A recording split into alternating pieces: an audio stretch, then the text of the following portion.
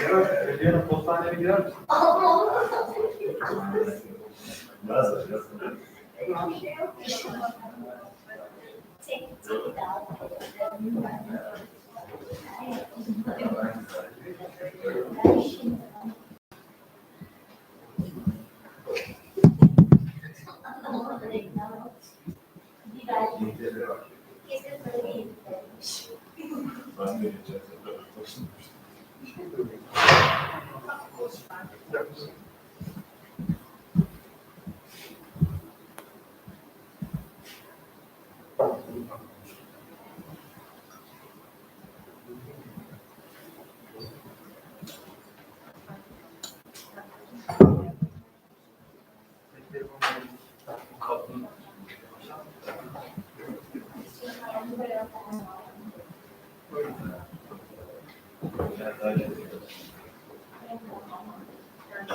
Bir binadan çık. Her yer kaplı.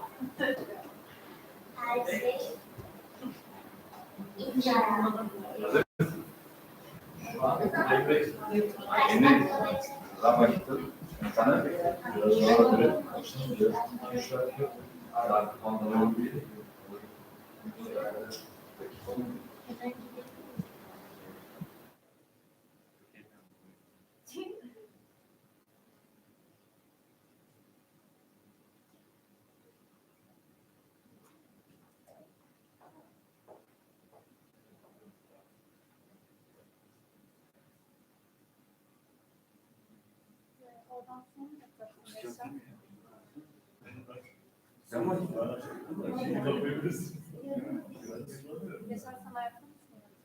ben sadece sahneye çağırıyorum arkadaşım. Evet, ayakta. Sorunun cevabına gelecek olursun. Nerede durursun peki? Evet, orası iyi. Yukarıdan aşağı doğru yöneldi.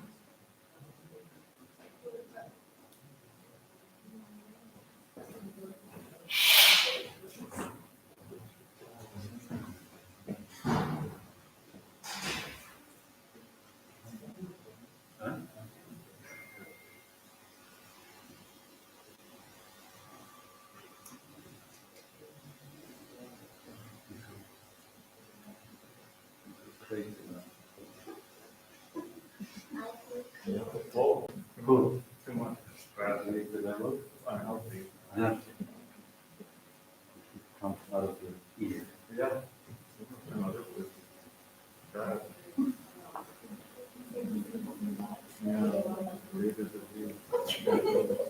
had a seahorse in the Good. Seahorse with flying seahorse. Flying through. Yeah, that's hilarious and very fun. They do the whole Oscars thing with the. Okay.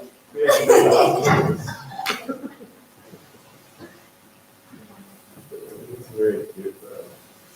Başlıyorum.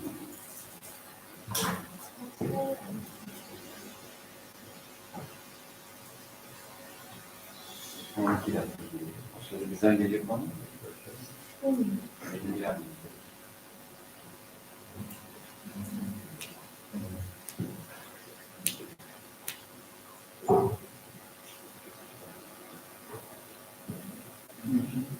Hı?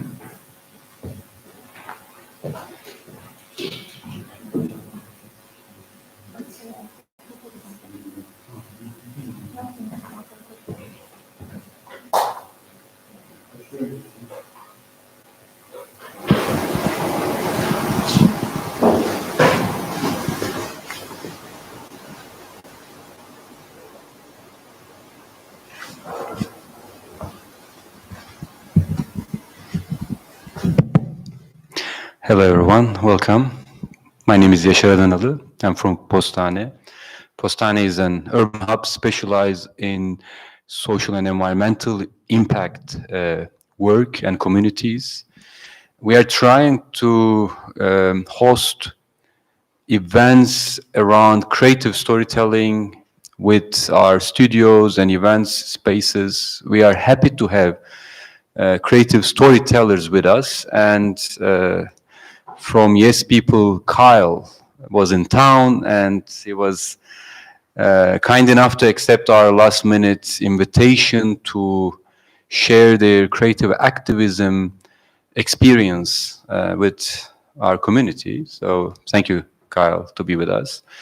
Beste, our long-term collaborator, will be our moderator today. Beste Yamalıoğlu is a film producer that we were lucky enough to work in various projects. And Özlem Zıngıl will be with us tonight. She's a human rights expert and president of the board of directors of Center for Spatial Justice, and interested at the moment in the human rights, the human rights of the corporate, let's say, the actors. So what we find is very much speaking to each other. What the Keil and the activism that he represents has a very direct focus on human rights responsibilities of corporate actors, and we happen to be working on the same theme. So we are super happy to have these 3 guests tonight with us. And yeah, please welcome.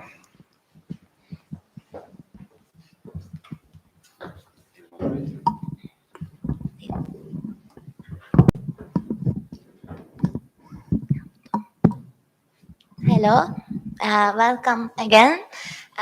We thought maybe we can first hear Keil about his presentation about Yes Men and the Fixes, which is a new one.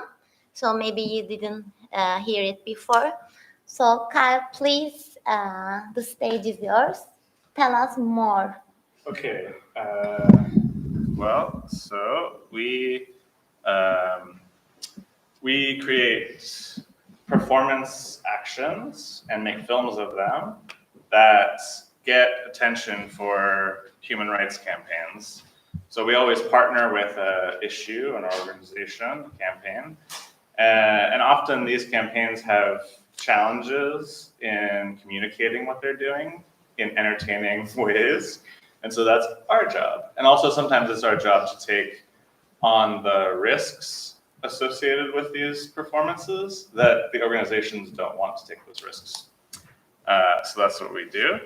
And often we will do, the Yes Men are famous for doing performances that are a little bit risky because they pretend to be the companies that we're criticizing. So we of the corporate visual identity, and we claim to be from a company that we're criticizing, and then we sneak into some event and make a presentation that is a little bit hard to tell at first, but it becomes satirical.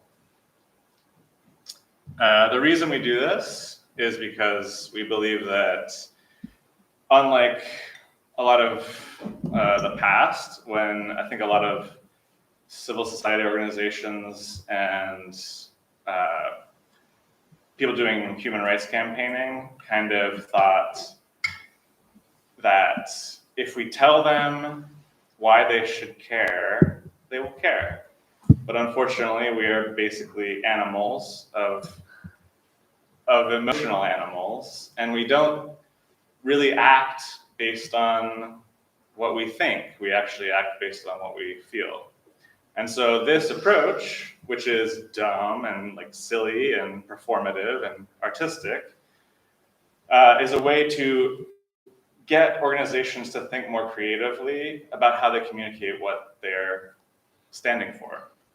And so the power of being ridiculous and funny is that it kind of short circuits the thinking. Like often the thinking doesn't compel people to act. Some of the modes we have worked in, I call them these words, but they're just words for different things that come together in different combinations. The Yes Men, who I worked with for about 10 years, I joined them after they had already become known for a lot of this work. What they did early on was, for example, Andy here up here, they created a fake website for Dow Chemical that was responsible for a big chemical disaster in Bhopal, India, that killed many people and left hundreds and thousands of people injured. They created a satirical website that looked very much like the real Dow Chemical Company. And then eventually they were invited to speak as a Dow Chemical representative on the BBC. And what he did with it was go on the BBC live and say, Dow feels really bad, we're gonna take responsibility finally. The whole idea, this is what we call identity correction, which is when we become our enemies and do the thing they're not doing. What it does is lying, but the only thing that's not true is that we're not really employees of them. Everything else we say is totally true. And what this makes, it puts the organization in dilemma where they have to come out when journalists call them and officials call them and say, did you really, and shareholders, often stock shareholders will call and say, did you really accept responsibility? Because for years they deny responsibility so that they don't lose their stock value. And then it forces the organization to deny that they're going to do the right thing. And saying I'm not going to do the right thing in public looks terrible, but it's also true. This is another example. Sorry, one image is not loading, but you can imagine it's a playful performance in the public. This is a very recent project, actually just in October, but I just broke down the 3 steps of how we work, which is one, we do a silly, playful, sometimes funny performance in public. Sometimes it's not necessarily in public space, but it's in all online, on digital. And then we do a digital part where we send out press releases because none of the performance matters unless we get it to the media to cover it. In this case, we sent out a fake press release from Marvel criticizing the performance because we basically became, sorry, I guess this background, Vanguard is a giant investment firm. And I realized, oh, the fun way to criticize them for their climate finance issues is to create the Vanguardians of the galaxy. And we become the Vanguardians. And we did some street theater and we passed out brochures to people on the street saying, Vanguard is going to become completely fossil fuel free. Like they will no longer invest in fossil fuels. But then the thing that gets the press attention is a denial from Marvel saying, this is fake, this is an action, this is ridiculous. We would never associate ourselves with a company that invests in fossil fuels. We are all about heroes, and heroes don't destroy the planet, they're trying to save the planet. It's all just like dumb theater, but what it does is make the press cover an issue that they weren't covering before and a company they weren't talking about before. Yeah, so I think the video I'd like to show, which we can break down the pieces that go into it. It's also a recent project that we did in September with the Fixers and my partner in that organization called Molly. We basically were criticizing this giant oil company called Total Energies. They kind of fashion themselves to be very green, like sustainable energy company, but they are actually very dirty and they are as bad as some of the bigger oil companies, but they get away with a lot of greenwashing.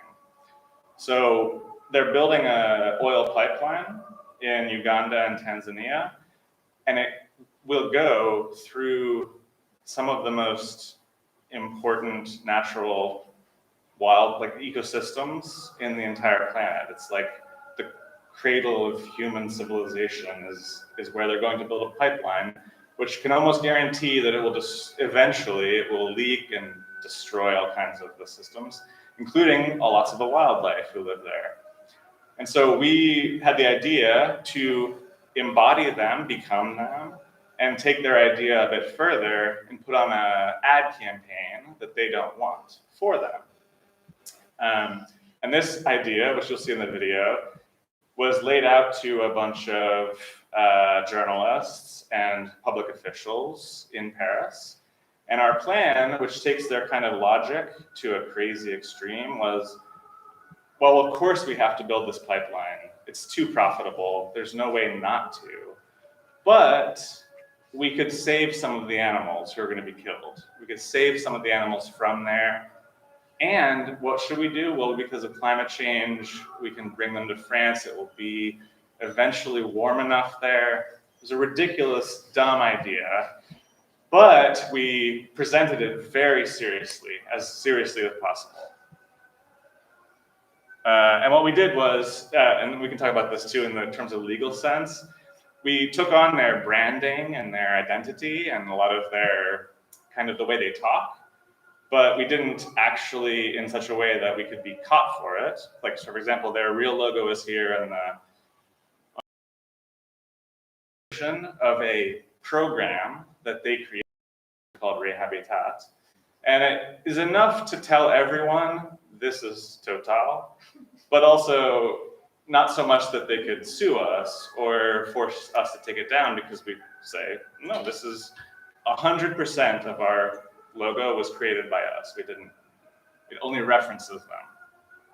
We also present a kind of promotional video, which I'll play a little bit of.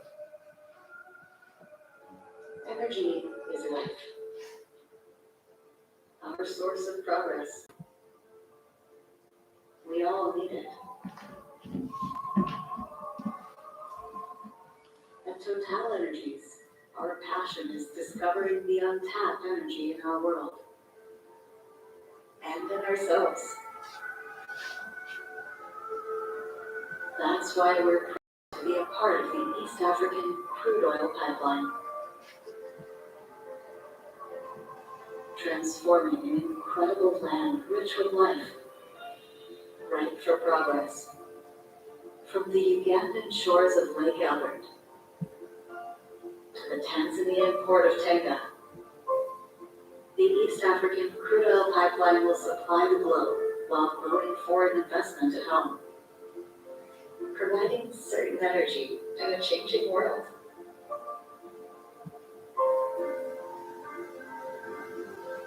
And in the process, renovating some of the most vibrant ecosystems on the planet. Inspiring creative adaptation. At Total Energies, we're adapting too. Because we believe the future should feel like home for everyone.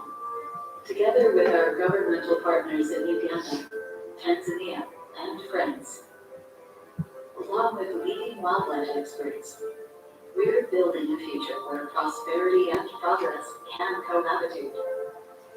Say Jumbo to Rehabitat, the first habitat equivalency conservation program with the help of adapted biodiversity engineering Our groundbreaking solar-powered transoceanic freight technology transports irreplaceable species to ecologically equivalent, safer, and more sustainable habitats, providing meaningful work for agricultural. So that's just a sample. There'll be more in the other video that we have. But the idea is that we adopt them completely as realistically as possible. And so that only eventually, once you're really paying attention, do you start to realize this can't be true. So at the same time, we would also send out a press release that says, it looks, it's from a website that looked very much like the real Total Energies website. It was like totalenergies.eu or something. You would have to dig very closely to know that it wasn't really them. So this is the first press release. Then we also, very soon after, send a press release from ECOP, which is the East African Crude Oil Pipeline. We send one that also corroborates it, so it looks like not only, of course, Total is doing this, but we're also trying to criticize all of the governmental entities that are supporting it. So we send out one that looks much more boring from the other organization. And then later in the day, we also send out a denial from Total again, but saying this is a terrible hoax. We hate these are just trickster activists. Like, we, of course, are not murdering animals in East Africa. And that's a tactic where we try to, if the press aren't already paying attention to the first part, they often will definitely pay attention to the fake denial, because it looks like Total really responded to us, but we are actually the ones who responded. This was a brochure that we handed out. We held a live event for this project. And at the same time, we made sure everyone who came got a little brochure with a reading material and QR code that would take them to more information. We make things like schematics that look like, oh, this has to be real. If this wasn't real, why would they go to this amount of detail to show we have a completely sustainable solar-powered Noah's Ark for this project? And the whole idea is to create, of course, this feeling that, according to their logic, it's easier to do something out of this world than to just not build the pipeline. And then the whole point of this is just to create kind of press attention, so that, of course, believes it as real. Even in the room, no one believes it as real longer than a minute or two, maybe 5 minutes. They watch the video. By the end of the video that I started to play, you start to realize this is probably satire. So the fake part of it is very short, but it's still fun for the media to write about, and it's a way of getting our story into the press. And then, of course, the important part is to tell the whole story of a project, which I think we can play if we have time now. This one is a work in progress of this project that tries to tell the whole story. But let's see. This is the East African crude oil pipeline being developed by Total Energies, the standard bearer of responsible energy. We'll begin by importing keystone speeches from East Africa. Say bonjour to Peza. To welcome her, my friend François, the rooster.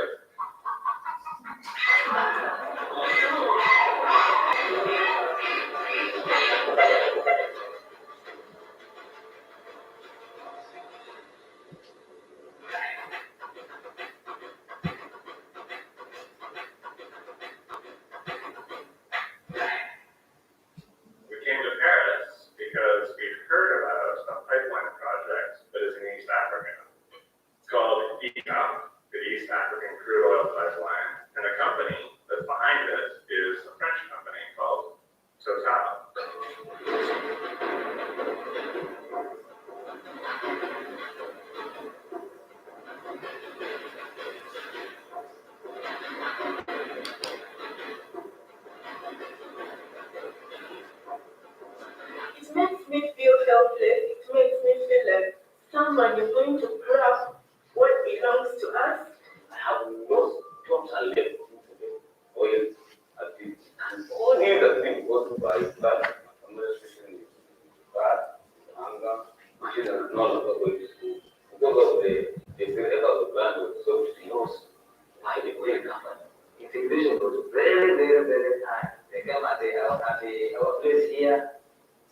años. De Atacama, Petróleo Authority, Total, Utilitas, Tosaina, Fosas Tosaina. Those oil companies come and exploit among folks.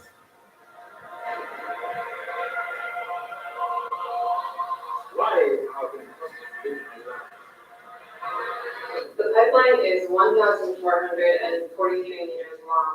It's going to be absolutely ecologically devastating. But the interesting thing about Total is that they are spending an enormous amount of money convincing people that they are a sustainable energy company. Meanwhile, they are running a giant crude oil pipeline through some of the most pristine ecosystems in the entire world. And there's just no way to make sense of that. And so we're here to help them be a little bit more honest. Realitas is our greenwashing program that we are presenting on their behalf as though it's a total energy program. Dites Jumbo à Realitas. Le premier programme de conservation basé sur l'équivalence d'habitat. Avec l'aide de l'ingénierie adaptative de biodiversité, notre technologie révolutionnaire de fret transocéanique à énergie solaire transporte des remplaçables vers des habitats écologiquement équivalents, plus sûrs et plus durables. Some oil company hired some wildlife people, you know, like it's just them being like not even the top tier like zoo handlers. Yeah, have the guy say to a few people, I usually do with hippos. This is, I'm not dressing out, it's something new. You know? We're really gonna make some people freak out, it's gonna be great. I mean, it's really bad. It'll definitely grab people's attention, that's for sure.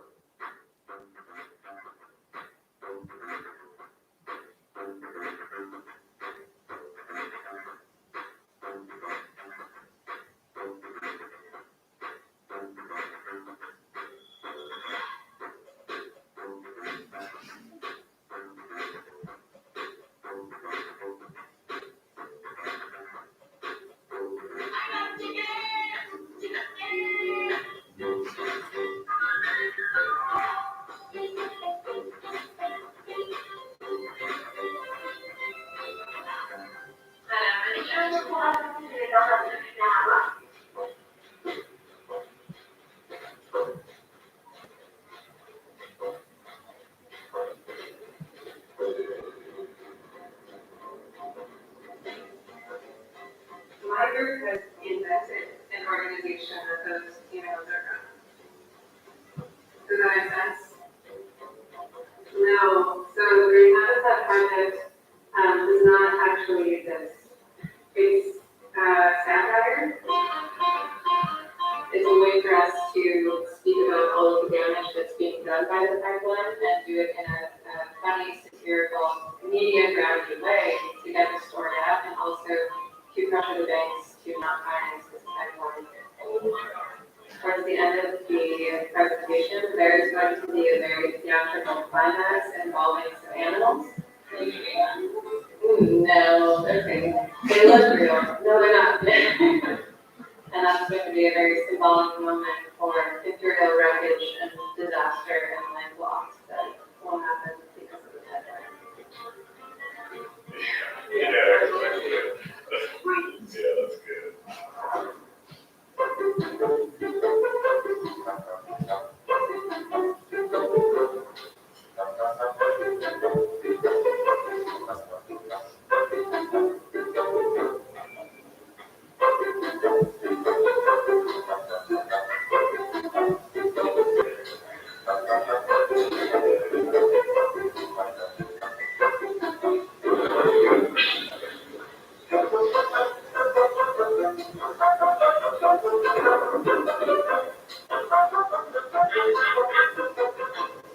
An incredibly imperialistic project that they're doing. And so what better place than announcing it inside a Napoleonic ballroom in Paris? The press are going to fill the ballroom. They're going to hear the presentation from our two actors. And one of them is representing Green Habitat as the executive, and the other one is representing East Africa. And meanwhile, we'll be sending out a series of press releases that look very much like they're from real Total to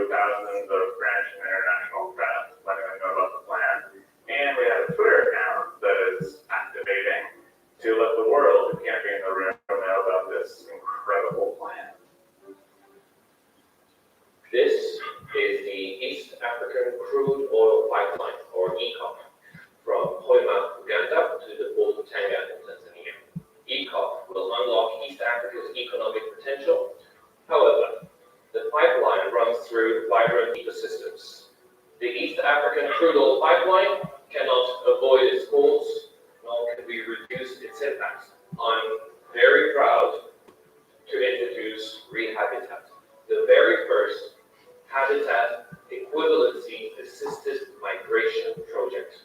Rehabitat will save animals by moving them out of the way to a safer place, right here in France.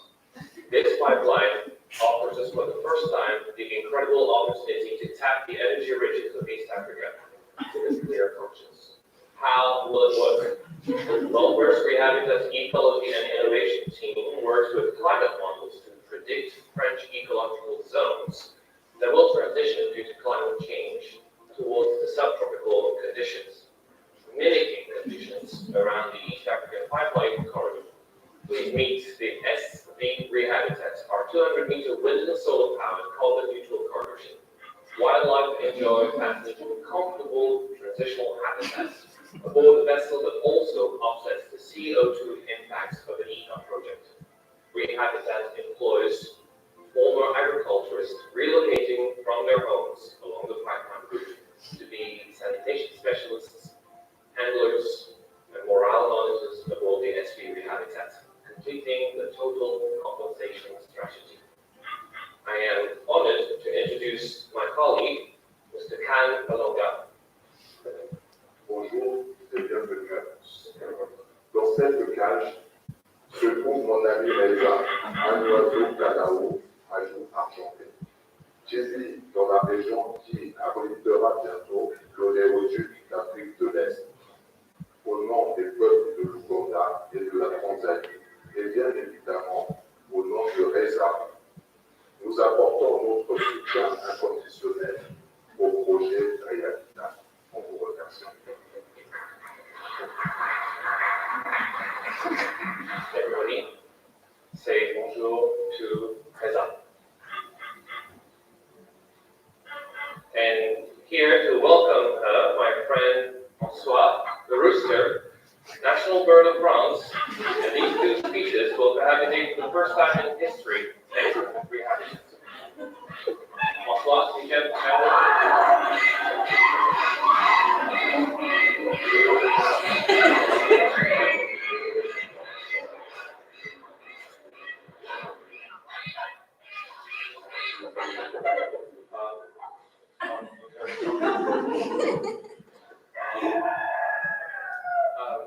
you can find more information on our website. Sorry for that. Really sorry. Please check the website and details. Maybe you find your way out. Maybe, yeah. It's okay. I'm very sorry about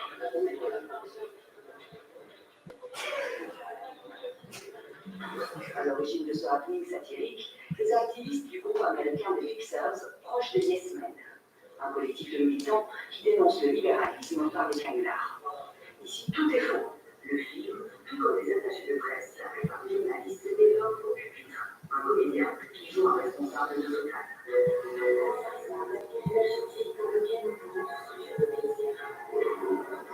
Le projet fait l'objet de vives critiques de la part d'ONG qui dénoncent un impact majeur sur l'environnement et sur les populations locales. Elles ont assigné la multinationale en justice pour manquement à son devoir de vigilance. On parle de plus de 100 000 personnes qui sont aujourd'hui affectées par le projet Tilanga et par l'oléoduc hip-hop en Ouganda et en Tanzanie.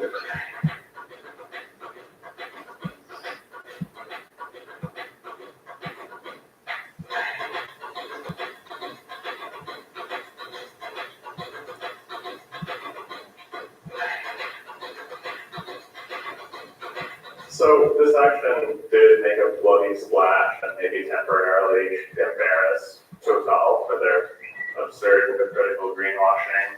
But the truth is they're still barreling forward trying to make ECOP, and it's really important that we all keep on. Yeah, so that's this project. And of course, the whole idea is to create a anti-publicity stunt for them that counteracts their actual publicity, which is all about how great they are. And our idea is if you just create an image, like a symbol, oh, what does Total do? What are they doing in East Africa? They are murdering a bird. Like, it's just a very simple emotional reaction that hopefully will come back as they move forward with ECOP, this project. So it's very dumb, very simple. We stage a press conference, pretend to be them, and then kill a bird publicly. And it's very shocking and also very funny, because I think there were definitely people who left thinking that was real, but it doesn't last very long. They know that was a performance. Certainly by the time the press was covering it, they knew it was a performance. But it's also just an example of the importance of it just creating an emotional image that has nothing to do with, you don't have to know anything about ECOP. You don't have to know anything about even why a pipeline is bad for East Africa. You don't have to think about any of that. All you have to do is remember, okay, Total, I know that company. When you hear about it in the news in the next year, everyone will be, because they're still moving forward with the project. We just want to like haunt their coverage of their real project with a little emotional reaction of, oh yeah, they kill animals. That's going to kill animals. Of course, the other subtext of this project too is that our fake program from them talks only about animals, and the people will be the most affected, which is actually in line with their real operation, which is they're not really dealing with the people who live along the pipeline route. And if they did have a solution to the pipeline, they would care more about the animals than the humans. Yeah. Are we okay on time? Maybe Yeah, sure. more? You can, if you have any specific questions regarding this one, this campaign, maybe we can do it now, or do you want to keep on with the other ones? Can you go to your Bluetooth sound? Did you try it? We didn't try. We could try. Which one? Is it one of this? Hmm? None of them. No, it doesn't see. It doesn't see.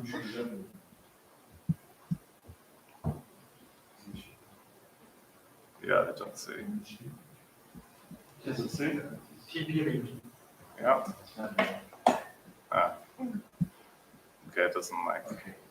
Yeah, the sound of this one is not so good, but so maybe I would just tell very quickly. This is a very similar project in that, but a different format.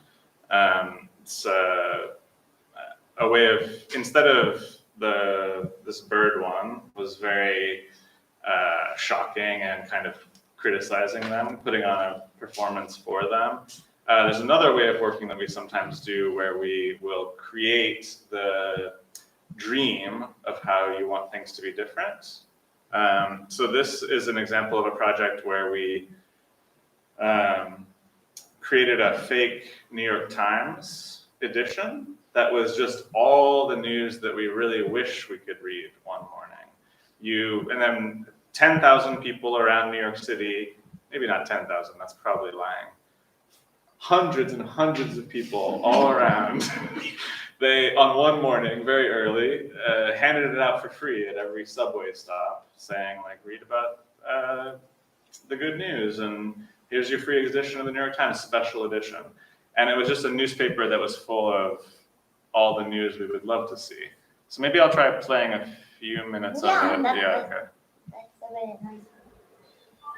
The sound is also low on this, so maybe we'll make sure that text is there. Because all we ever read in the newspapers was how we needed to put everything back on track.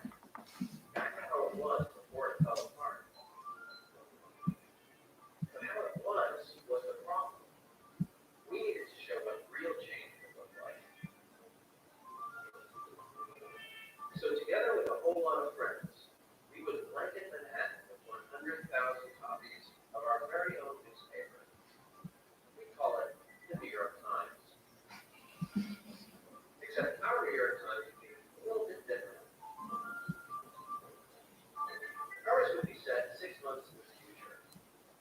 It would show what could happen if we set our imagination free.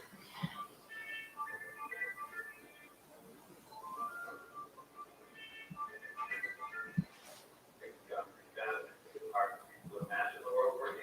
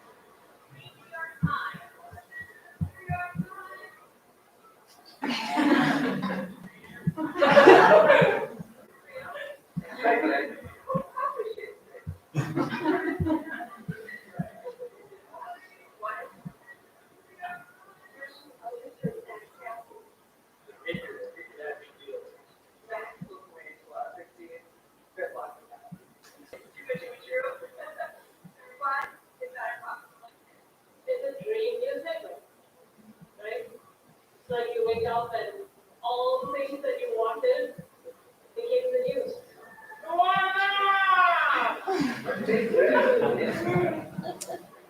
Yeah, so of course with a utopian project like this, the whole idea is that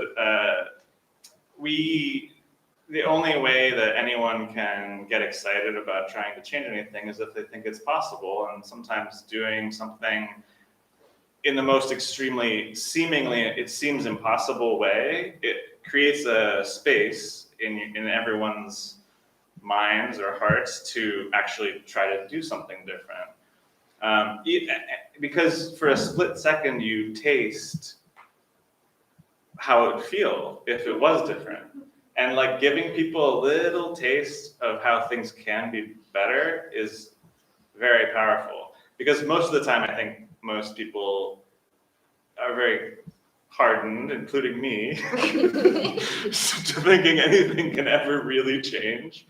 And so sometimes it's really good just to have like a little taste, even if it doesn't lead to a direct change, it's also just like therapeutic for us. Like even if it's just for ourselves, even if it's like revitalizing for the people doing a lot of this change work, to feel like, okay, we can make the news that we want to see, even if we're very cynical about it really happening. I have a question. Maybe you can tell us a little bit more about how you select the topics and like the whole process, like where you begin, with whom, and how you select your partners, and then what's going on. And the most important one, I guess everyone is curious about, what happens to you after these actions. Well, nothing changes. Yeah, I come do more. No, it is important to note, like these projects that the Yes Men do and now the Fixers do, we always are working with many people.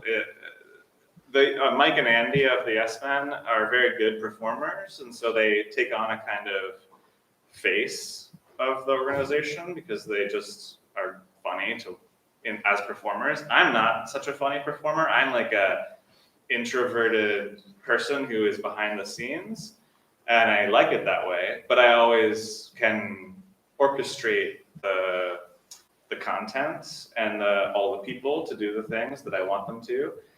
So there's different ways of, the whole team works together. I make other people do the performing, but I give them everything to say and what to do. And so there are also many designers, obviously, like with a newspaper project and also with Rehabitat projects, there are graphic designers and website designers, and we have a secret weapon on the team who is just really good at sending emails without going to spam. So like things like that, even just someone who can know that we get the press to receive everything. What is the core? Is there a core and peripheral parts of this team, like graphic designers? Are you? No, it's always we are not. The whole approach is trying to do as much as possible with very little, and we're actually not a big company. Like it's me and Mike and Andy for the last 10 years. It was just the three of us. But then, like when you do a project, you bring in people, and often they're the same designers, website designers. But because we don't have giant resources, there are people who tend to have like day jobs. Often they have people who have day jobs in the corporate world, and they hate it. And so they really want like to be a secret agent after hours, including hackers and like programmers, people who design websites for some giant company all day long. They are so excited to design something that looks just as slick as a real corporate website, but it's attacking their bosses. In fact, like the video editor of the Rehabitat video, he is a freelance editor, but he was so excited for this because he often would do work for Total. Like he would edit Total videos. He was like, this is everything I wanted. It will like wash my sins away. Yeah, so it's a very small team. and usually coming up for a project and then going away. Yeah. And how do you select the projects? Often, like an organization or a group will come to us and say, "We have this thing," because these tactics are they're very useful for like a certain point in a campaign. Like it's not always useful to do what we do. Sometimes it's very unuseful.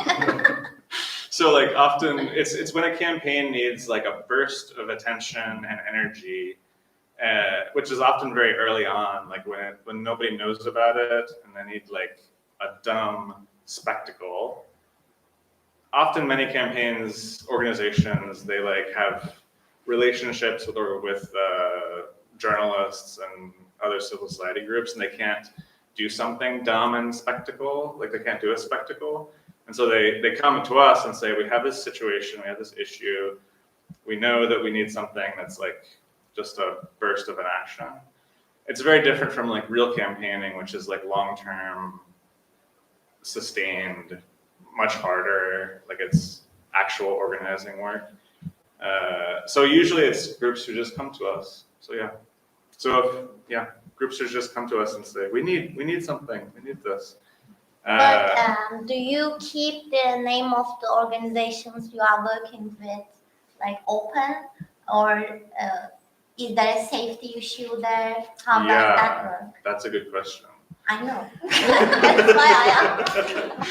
Yeah, so it's always up to the partner. So many times, like if you watch the Yes Men movies, there are 3 films that involve many projects.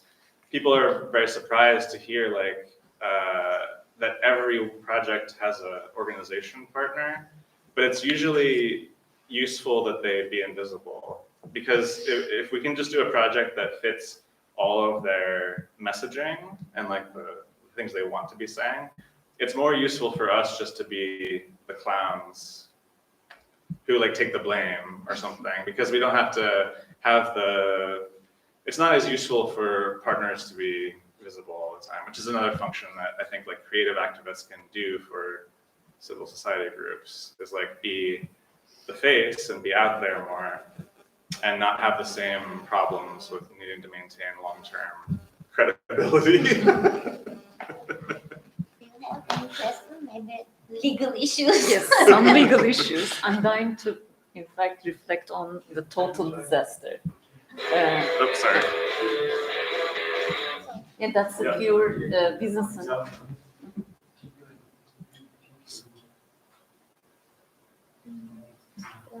Maybe you can close and open it again.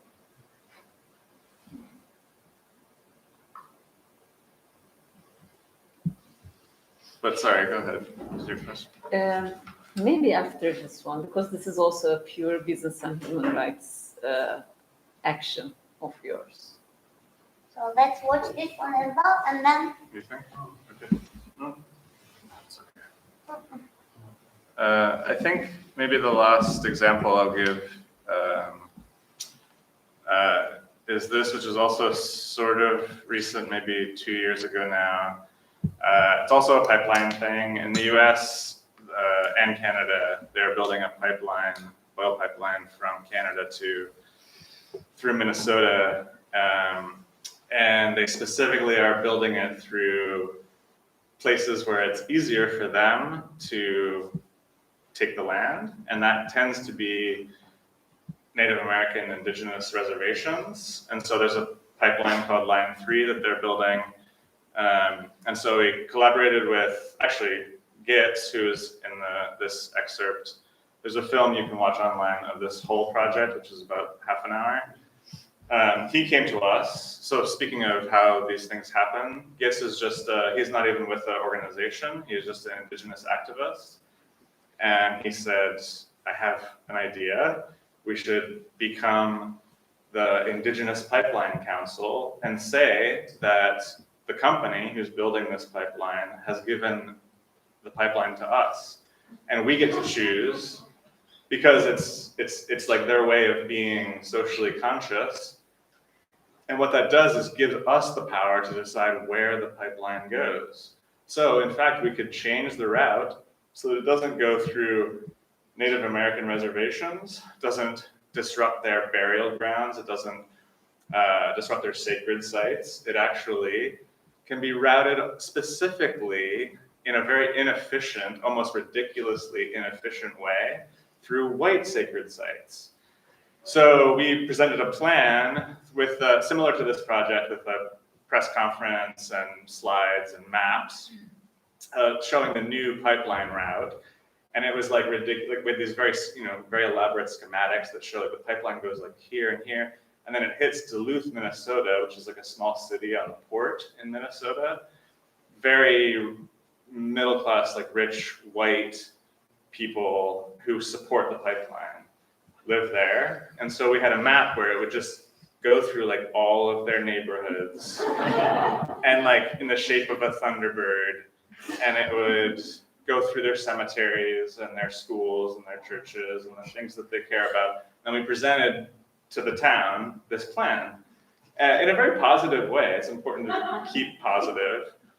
And so it was just a way of spinning it back on them and being like, oh, well, of course you support this pipeline when it goes through our land, but what if, would you still support it? Because the reasons you support it are still the same, whether it goes through anyone's backyard. Like, you still support it. You know that it's going through someone's backyard.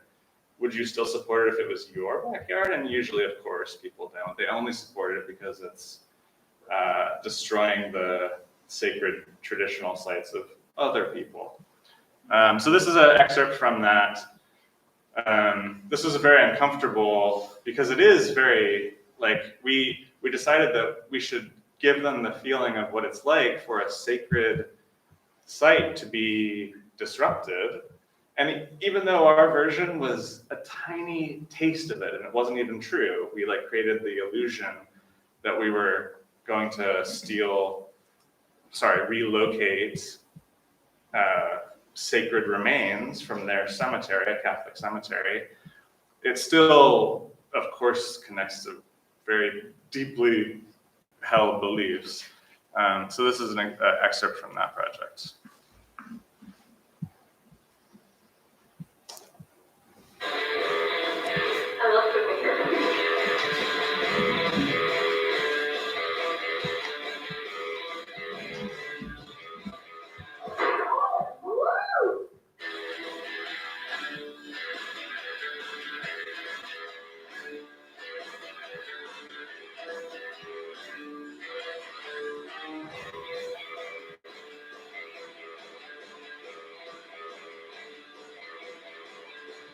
I'm just grateful to the Equal Opportunity American Policy of Sacred Range Relocation Service. Despite that work.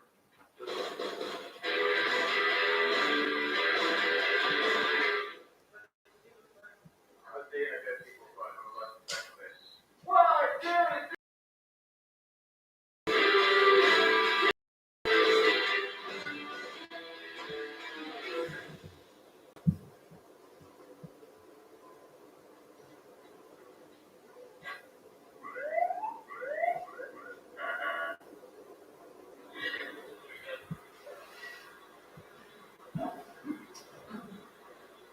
Well, where are you guys all coming from?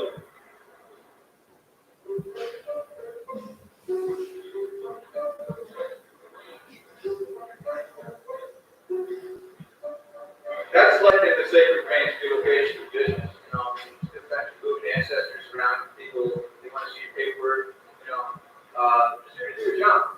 Industry, energy, sometimes it's better to, ask for forgiveness afterwards.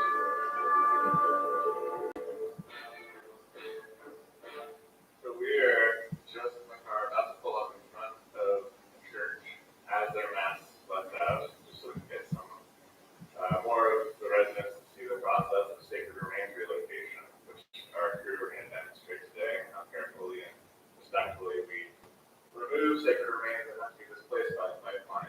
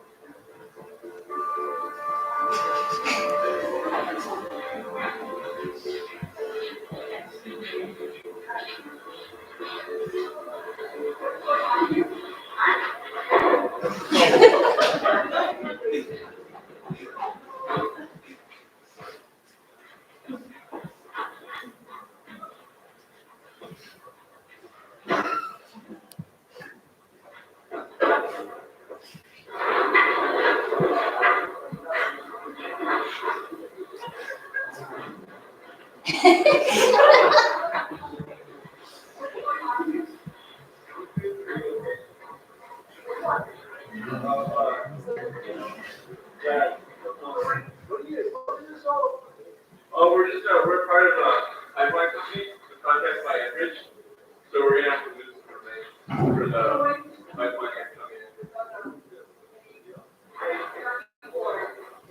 Oh yeah, no, we have permission with that kind of domain from Enbridge. So Enbridge got eminent domain because they were rerouting their pipeline. Oh, you want to talk to the person? Oh, here, you're talking to the Are you the prosecutor or the trustee? Or the trustee, okay. Well, I don't know if you know this, but when they put in pipelines, they have to move bodies out of the way. They do like everyday renovation. And so we're just, we have to set one of these bodies, that's what we're doing right now. You do it, but we're great removal. This happens when pipeline goes through. They do it on reservation. You don't care about that. Not on a Sunday,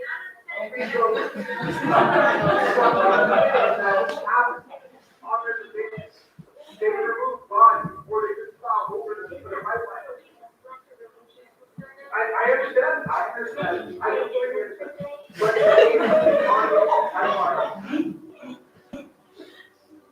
guys, good job. Thank you very much.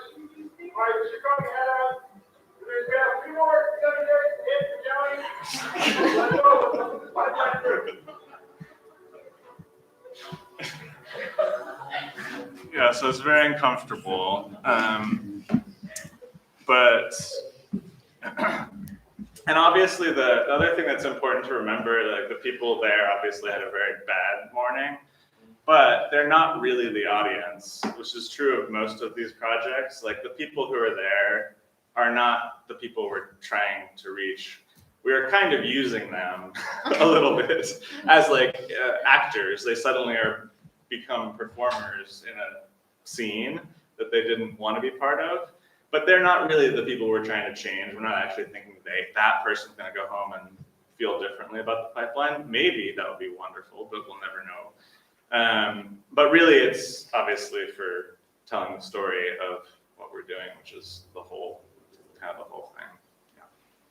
This one and the total disaster, both of them are just like 101 business and human rights. They're brilliant, particularly the total disaster, because it's powerful as presenting the corporate approach. I mean, you're just copied it very well. That you ask the question, it's too good to be true. Totally.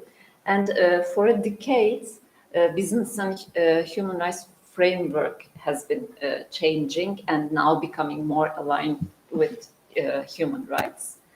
At that point, the discussion was, okay, corporate social responsibility masks the business as usual, but companies like it very well because it's the greenwashing part.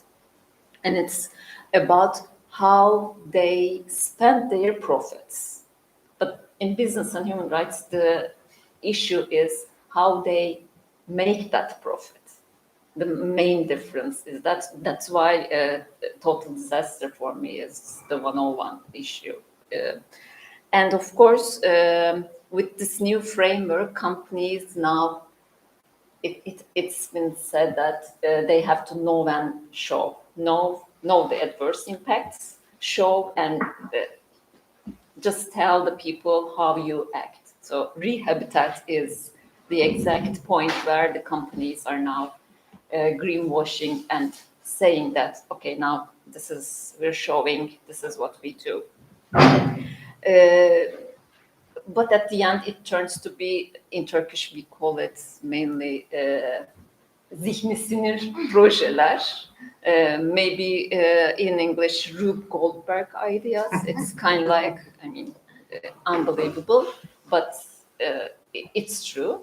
My question is first, how companies react, because as part of their corporate social responsibility, they also like to present themselves like, okay, we're engaging with the stakeholders, civil society, journalists. So, for example, after that And also in the show, you say that we're targeting the banks at the same time, which is, yes, follow the money and put the pressure on them. Any reaction from these two big actors with the corporate misconduct? They generally know better than to react. Like they generally they're smart enough to just know that if we're quiet, it will go away, which is often why we have to reply pretending to be them in response, because we did it ourselves. They're so lazy. No, but they do respond. Like on Twitter, they definitely their PR organizations always come out and say something, but they're also very good about keeping it very simple. It's unfortunate they don't really respond. So I think they're just very smart, and they know that it's like they treat it like it will go away. They do respond by sending. They have cybersecurity organizations that shut down our websites very quickly. But that's almost automatic. Like as soon as the website host has a complaint, they listen, even if it's protected political speech. Interestingly, we sometimes get like little hints that they do really hear it. Like they do.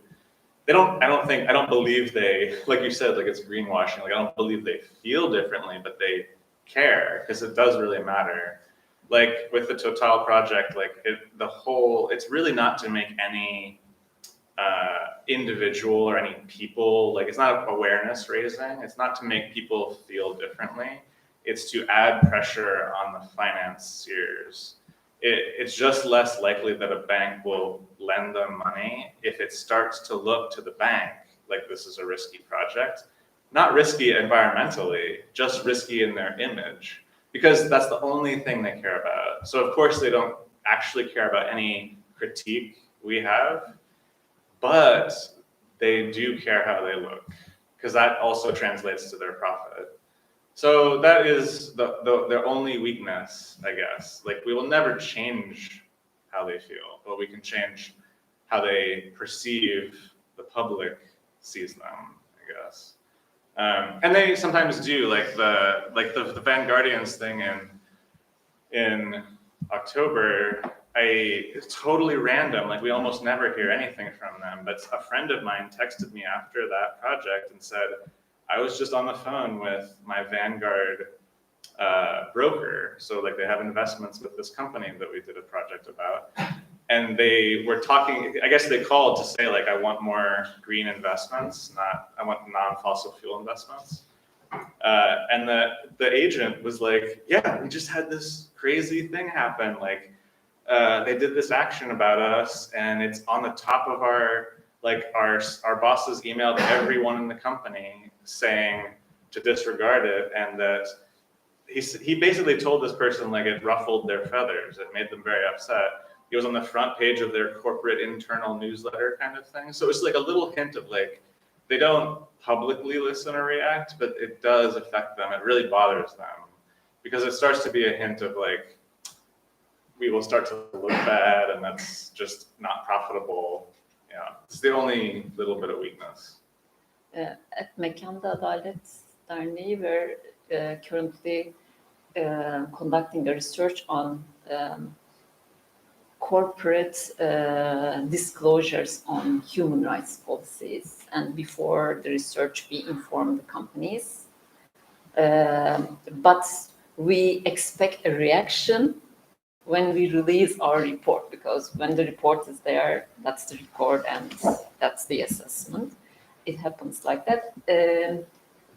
In these kinds of works, like where the civil society is also so active and raising awareness campaigns and other campaigns, do you work with them? Like I saw Friends of Earth Friends in the Total work. Yeah, so they're like partners that we work with to make sure that we get not only everything we say to be true. Like it should not only be true, but also it should be in line with where they're pushing. Like it needs to be like it's a difference between, I think, a lot of art is artists are like free agents who just decide to make a project that's very similar, maybe like in performance, but if it's not tied to the whole campaign, like a movement, like if it's not supporting where the entire movement is pushing, it kind of, I don't think it matters. Like it's just art then, I don't know. Not that that's only bad, but like the goal, at least in this work, is like use creativity and design and art, but it has to fit what the organization who's doing the long-term work wants. If it's against that, then it's not only not helpful, but it's harming a campaign even. So yeah, we work with them like an organization just to say, you know, what are the banks and who are the people to push? Is it Macron? Is it like the government? Is it a corporation? What are the other corporations who support them? Or even specifically like who in the corporation is the person? Sometimes a corporation is impossible to touch, but there's somebody like who's like the CEO or like someone else who you're like, that person could change something if we made them feel bad enough. Or at least if we made them embarrassed enough. Like if it was enough public pressure, yeah. Can you also tell us a little bit about the research you made before the performances? Like who is going to be your target group, and are there any priorities? Like how do you reach them? Because I think in Turkey, I just want to turn our heads into Turkey a little bit and how we can use this stuff here. And I think it's the most important thing here. Like you do something, but you don't know how to reach people because of the like lack of freedom of speech, the media, blah blah. But there needs to be still a way so that we don't talk with each other only. So how do you do that? I think, yeah, it's with working with the people who actually know because they do the long-term work. I think it's also about creating like a sustained tool for taking over a kind of issue. Like what if the goal is like, I think like the power of some of the things that we do, like the examples I show have performance parts that are in public and they are more uncomfortable and risky. We wouldn't do that kind of thing everywhere. So maybe, but all the digital things are can be very fun for them to even live on. Like there are some projects we create a website for that have like interactive things. And if they live on throughout the course of a campaign, then it can be very useful, but also safer because there's not sneaking into a place, not pretending to be officially someone who we're not. Like that is not necessary for the approach. I think you can still use humor and be playful invisibly too. Like it's something that is possible online. Yeah, I don't know. It's obviously this whole approach, which I talk about as like trickster activism, it's totally like universal, like it's a spirit of what's possible, but the way you do it is completely different depending on where we are. There are things that we would do in the US that we would never do other places, even in Europe. Like there are things we would do in Paris that we wouldn't do somewhere else. And there were things we didn't do, like for example, in that project itself, we were talking with like Friends of the Earth France, and we also were working with 350 Africa, and they know exactly the situation in Uganda and Tanzania. And we originally were saying we should do a thing in Uganda, like that's where the project is originating. And they were like, no, we don't do that kind of thing here. Like it wouldn't be even useful. Even if it was okay, it just wouldn't be the way to do it. And so it was clearly like, oh, go to where the company is, go to France. So there's just like ways around that maybe like, it's not the same tactic, but you just find like, oh, okay, it's we're multinational economies now. Like there are outside, sometimes it's outside pressure too, like outside investments even. like we were mentioning in the video, like one of the things our angle was to make the Total feel pressure because so much of the financing is foreign, and so much of the financing for this East African project that supposedly is to help Ugandans and Tanzanians is actually just benefiting foreign investors, not local people. So I think it's finding like, well, we can't do anything about this company in this place, but they really care about this external relationship, so we could hurt that or something.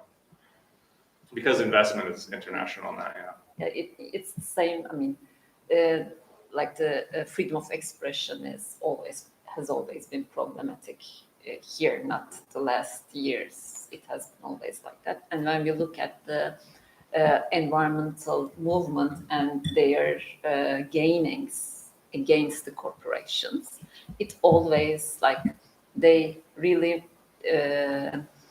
successfully made pressure on the foreign companies and banks, and eventually end up with canceling the projects.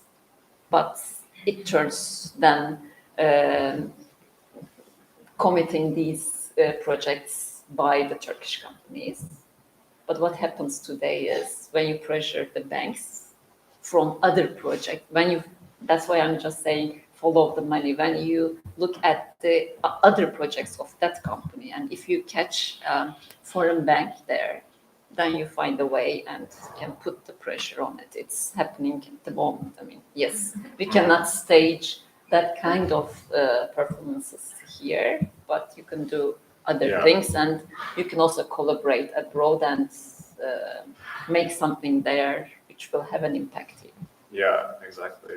It also, it's always context specific, but there is something that being funny and silly is a little safer than other tactics sometimes. Like, it's a little easier to escape a little bit. Like if you're just being funny, there's something to hide from, but it's also memorable.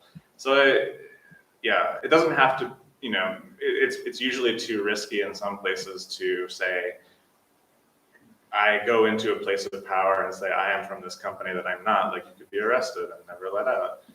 But you can make a funny website with a funny video that people will remember. And I think there's some power in like, like the humor of it keeps it a little bit safe because it feels like maybe it's not as serious, even though I think it can be as serious as being serious.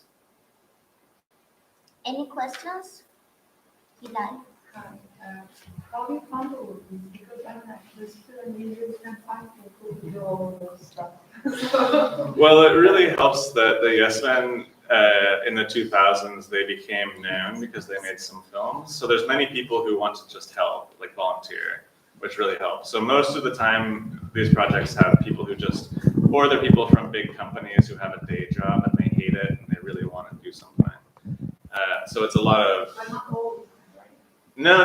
Often we will get funding from partner organizations sometimes, but also like, at least in America, there are grants, like there are arts grants.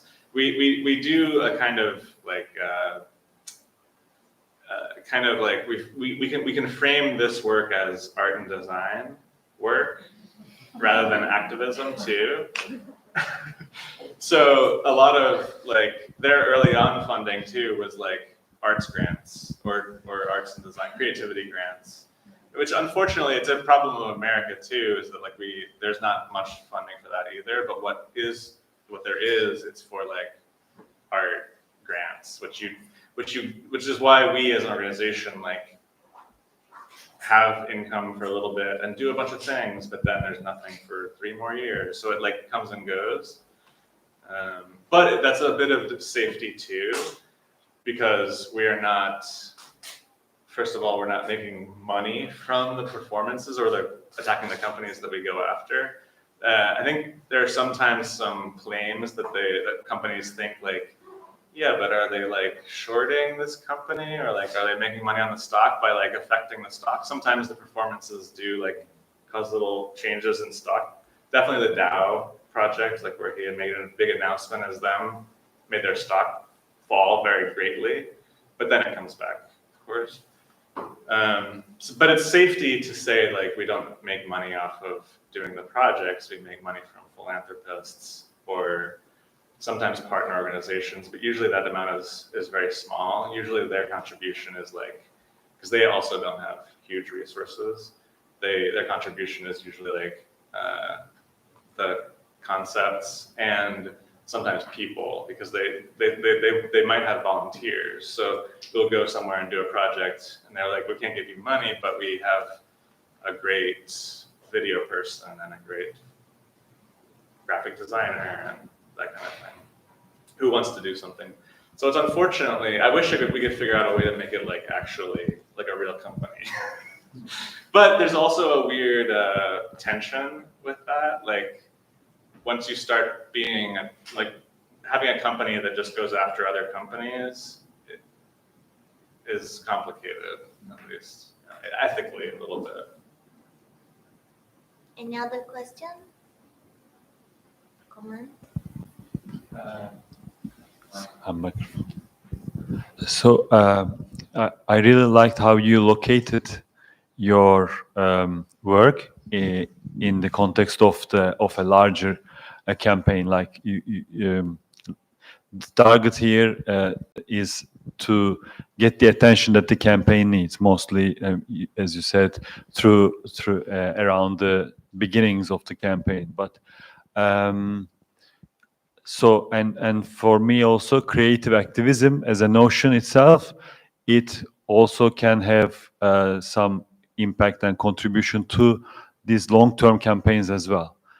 I mean, here it seems to me like the this mockumentary, or you said you used another concept that was trickster. Yeah, trickster is like, you know, in terms of the target audience question, it's not that much interested in convincing the other side, but, you know, grabbing attention to the campaign for a general audience who may more or less be in line with the arguments of, like, it's more in the tradition of shaming, but with humor, and instead of the serious attitude, with humor and fun. But at the same time, what do you think this trickster or mocking approach can, or in larger, if we put it in a larger sense, the creative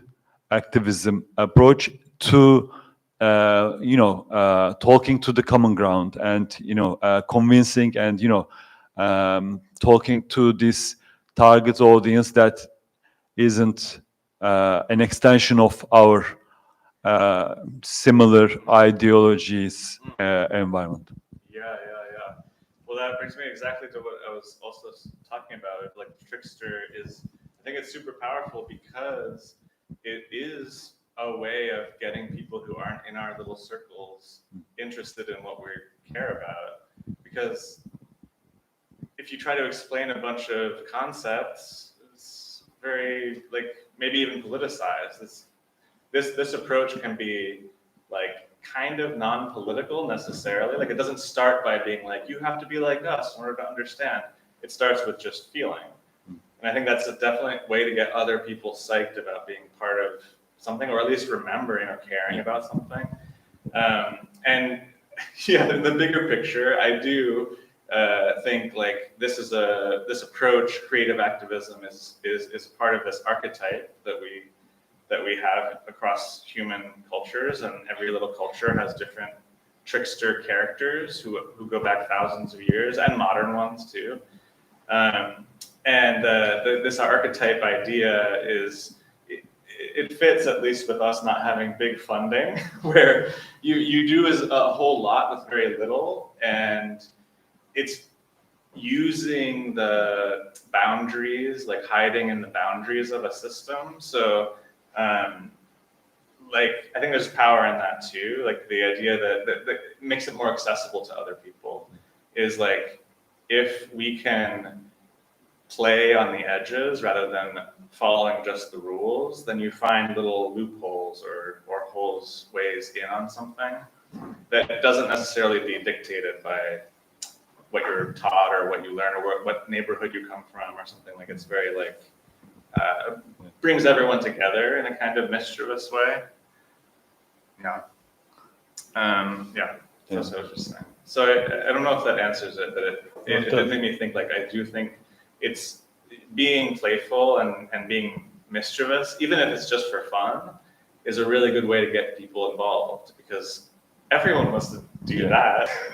They may not have a background in the issues that we're talking about, that organization is talking about yet, but a great starting point isn't to know about what the organization is doing. A great starting point is, wow, I never thought I would join a group or like go to a protest or go to a thing, like, because I'm not interested in that, but that was so fun. Like I want to do that again, kind of thing. Like it's like forefronting the play of it rather than forefronting the issues, the heavy stuff, which I think most organizations tend to get like the other way. They will say like, here's why you should care, here's why it's so important, which is a nice idea, but I think sadly we just like want candy and fun. Definitely. Yeah. Sorry, I guess the only last thing I wanted to say, because I think it relates to what you brought up, which is like what we do in every context is so different. The other thing that's obvious too is like we all have different power privileges in every context, even within our own contexts. And so that the approach is that at least the trickster mindset is possible to be used, and it's a good way of using whatever privilege we have, even though they're very different, especially with different like power structures. But I don't want to admit that you can't still apply the same trickster tactics. It's just applied differently.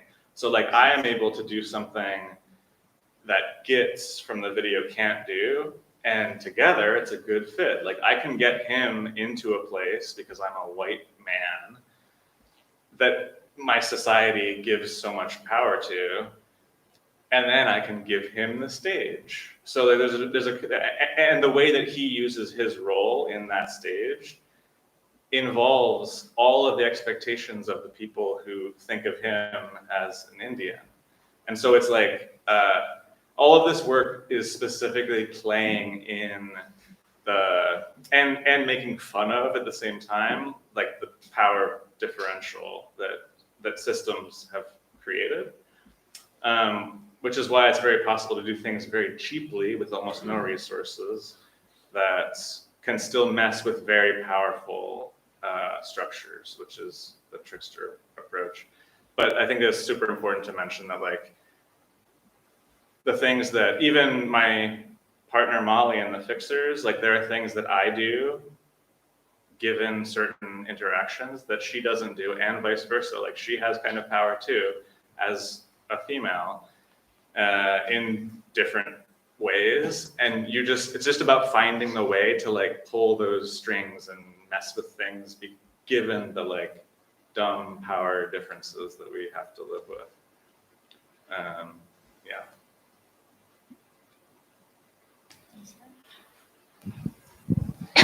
So you started, Yes Men started this activism exactly more than 10 years, right? Like They started in the early 2000s. Early 2000, when actually we were not really discussing fake news as a phenomena, right? Like now we're in the context where, I mean, everywhere is full of fake news, and that kind of tricksterism has a different meaning, because maybe not as a comedians or as a conscious choice. It is actually what the media become, like providing fake news all the time, and sometimes to a creativity level that could maybe even match with you guys, no?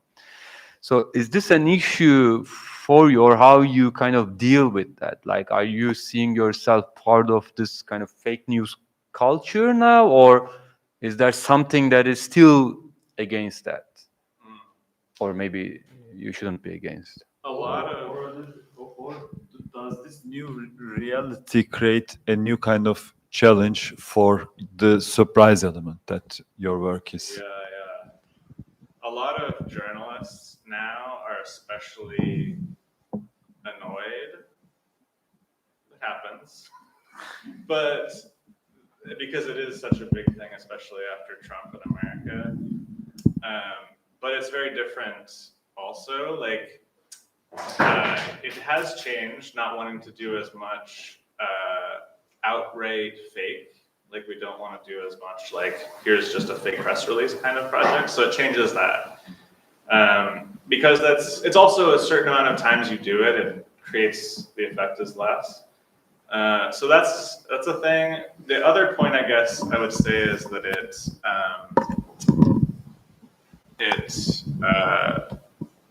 isn't fake news. There's a kind of, I think most people don't care about the difference, but it is very different.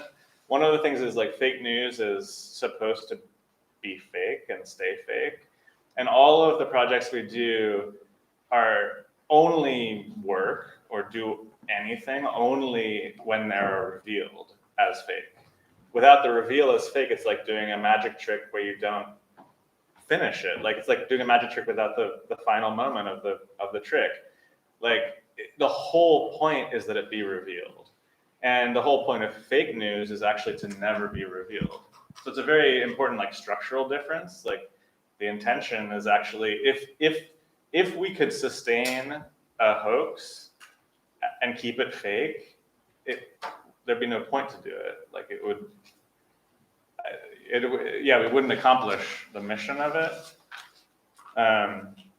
Yeah, and also the other illusion that's a bit of a magic trick in the stories we tell of it is that it's, especially the press, when they write about the story, their headline isn't, oh, we got a little confused for a second. Their headline is like, tricksters pulled the wool over everybody's eyes for days. Like, we are also dealing with a media world who are hyperbolic and they're very overkill. Like, they actually create the illusion that there even was a fake. There are many times when there wasn't even really a fake. Like, and if it was like a very short window, but no one will click on that story. So they have to make the headline. They do our work for us of making us seem very successful. Often it's very not successful. Speaking of the Total scene, for example, many of those were real reporters, almost all of them, but there were also people we got planted in the room who dressed up like reporters to make sure we had enough people there. And a lot of those reporters we had conversations with before when we invited them. And the conversation isn't, Total would like to invite you to an event. The conversation is, look, we're doing a thing. You should definitely be there. It's going to be really fun. You won't regret it. You write about climate and energy for Le Monde.